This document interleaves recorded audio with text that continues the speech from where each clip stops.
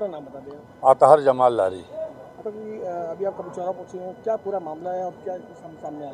देखिए, हमें सूचना मिली कि एक लड़का जो है गाय घाट में नहाने गया था और डूबने से उसकी मृत्यु हो गई।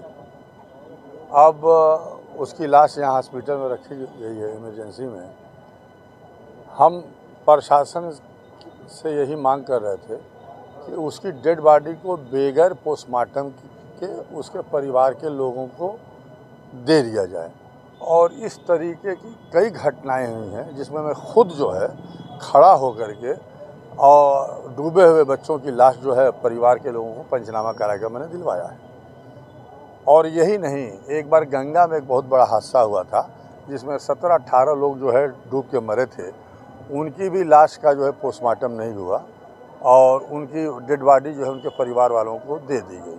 ऐसी कई घटनाएं हुई हैं हमारे जानते हुए अपने इस 70 वर्ष की उम्र में कि प्रशासन ने जो है पंचनामा करा के जो है लाश को दे दिया है। यही बात मैं डीएम साहब से मैंने बात की और उनसे भी मैंने कहा कि चूँकि ये अचानक नहाने गया था बच्चा और डूब गया है और उम्र भी उसकी 17-18 बरस है, तो ऐसे में किसी ने दुश्मनी से ढकेला नहीं है, मारा नहीं है, पीटा नहीं, तो पोस्टमार्टम की क्या ज़रूरत है।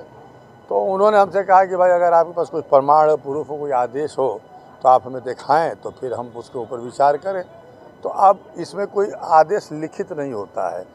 प्रशासनिक अधिकारी अपने विवेक से ये काम करते हैं और अपने विवेक को ही इसमें लगा करके जो है इसमें शामिल करके जो है ऐसे मामलों में जो है फैसला दिया जाता है।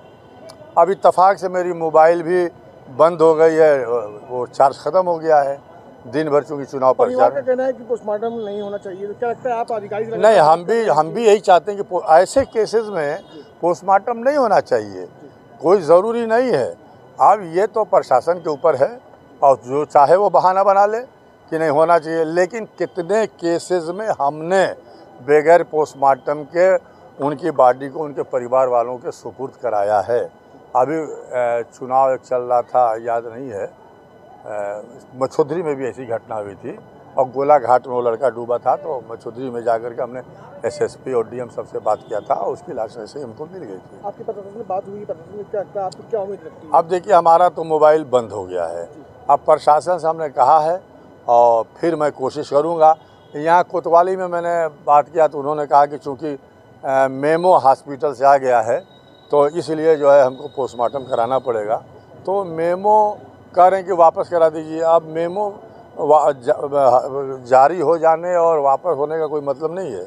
अगर प्रशासनिक अधिकारी डीएम साहब और कमिश्नर साहब चाहें तो वो अपने ताकत के बदौलत, जो उनको पावर है उसके बदौलत ये हुक्म दे सकते हैं कि पंचनामा करा के उसकी डेड बॉडी को उसके परिवार वालों को सुपुर्द कर दिया जाए।